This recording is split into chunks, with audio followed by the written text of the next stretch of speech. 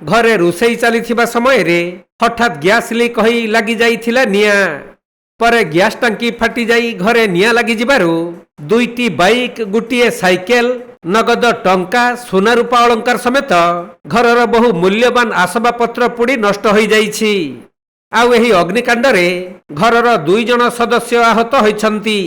मोर motorcycle दुटा जाइछि, cycle code जाइछि, आलमीरा जाइछि, पलक जाइछि, सोना अलंकार ता से आलमीरा रुए मु सेठी सुए 8:30 खन टाइम रो गैस लागिला।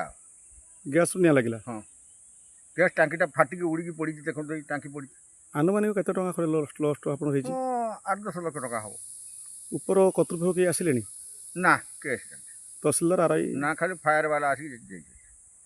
फायर वाला आसला निया कावेते गले? हां, कोठी फायर वाला आस्थिले? ओडा मिलिथिबा सूचना अनुसार बालेश्वर जिला खैरा थाना अधीन सारडांग गाँवर मनोरंजन पंडांक घरे गैस चूल्हे चलीथिला रोषेई।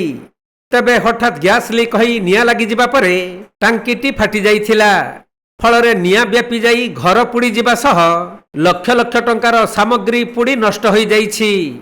खबर पाई ओडा अग्निशम बाहिनी पहुंची निया को आयत्त करथिले भी सेतेबेलकु 2 बखरा घर सहित सबुकिछि जली पुड़ी पाउंस होई जाइथिला।